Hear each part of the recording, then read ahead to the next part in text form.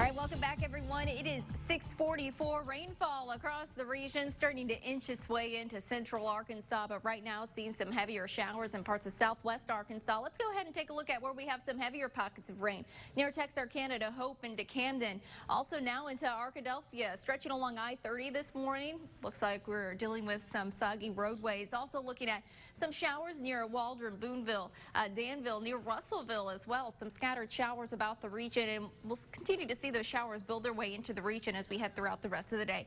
We're in the 40s across the state, 44 here in Little Rock, Pine Bluff, Russellville. That's our popular number this morning. We're going to warm up, but not a whole lot. Cloud cover rain will keep our temperatures down, but moisture continuing to surge its way in.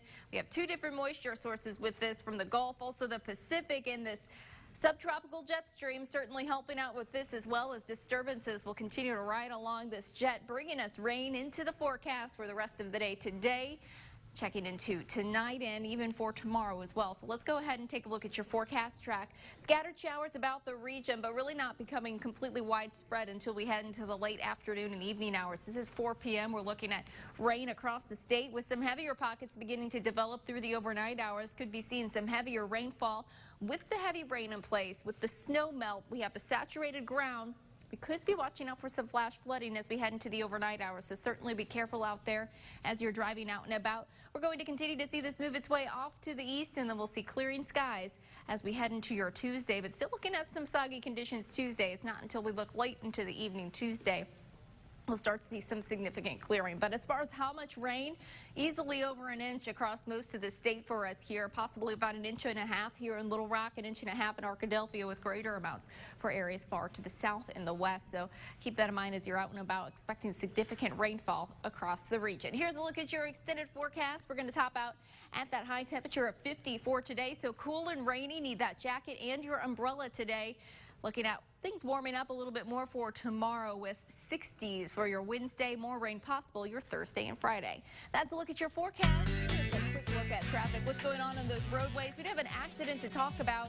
This is on I-40 eastbound. We have an accident reported using our Waze traffic app near Maumelle. Looks like a minor accident was reported there. Other than that, looking at some traffic now going along 530 north and southbound this morning, along with 67 US 167 southbound this morning as well.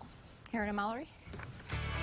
Let's get to local news that matters to you. The winter weather may be gone, but we still have a few worries left behind because of the snow, sleet, and ice. Of course, we're talking about pothole problems simply everywhere. And potholes are everywhere, all over Little Rock. Shannon Miller is on Pothole Patrol. Good morning to you, Shannon.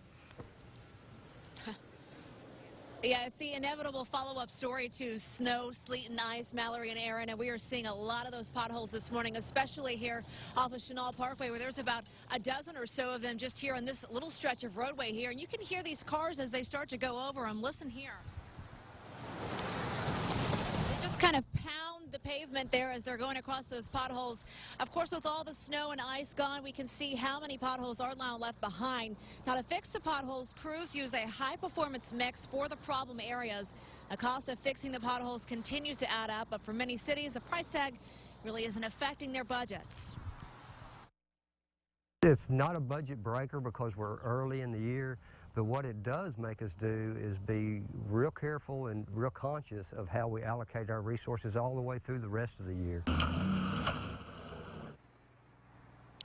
Now, the good thing is, if you spot one of these potholes, you can call 311 in Little Rock to report it to the city, or by using the city's smartphone app. Other cities across central Arkansas also have numbers you can call the street department there to report any sort of these potholes. But this morning, while it's still dark out here, I got to remind you, it's tough to see these when you're coming in on your morning commute, and there's not a lot of light on the roadways. So be careful this morning because there is no snow or ice, but there are these remaining potholes, and a lot of times you'll probably hear them before you see them. We're live in Little Rock. Shannon Miller, KRK 4 News. Shannon, thank you so much. Two roommates using technology in their car to locate their stolen car. Police say the thieves stole the car out of an O'Reilly's parking lot in North Little Rock Saturday. The roommates used OnStar technology in the car to locate it in Little Rock. When they saw the car driving and began to follow it, the thieves opened fire. An Arkansas man remembering a historic civil rights movement in Selma, Alabama. Roy Reed was covering the march as a reporter for the New York Times and had only been on the job for 2 months. On March 7, 1965, hundreds of marchers were attacked by state police on the Edmund Pettus Bridge. This day going down in history as Bloody Sunday. And Reed, only steps away from the bridge as marchers cross, says it's a day he'll never forget. You can still hear the sound of the billy clubs striking people on the head. You can hear their cries of pain, fear, as they tried to get away. It was a brutal thing to have to watch, and I'll never forget it. Reed was with the Times for 14 years, then taught at the University of Arkansas until his retirement in 1995. 10 minutes until 7 o'clock. Aaron Nolan found a funny video online that we have to show on This Monday is a friend of mine in Springfield, Missouri. My wife and I lived in Springfield for a year before coming back to Little Rock. And this was, I think yesterday, it was a birthday party for a child. And so Jeremy, my buddy, who's a pastor in Springfield, was showing the camera, was singing to the kid, was going to give him his cake, and then this happened. You know what happens next.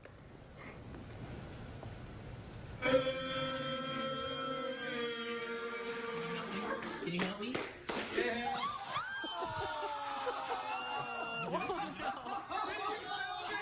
That's a birthday to remember. Watch it one more time, and look at the end. They check to make sure the fire's out. Can you help me? And watch the kid's face.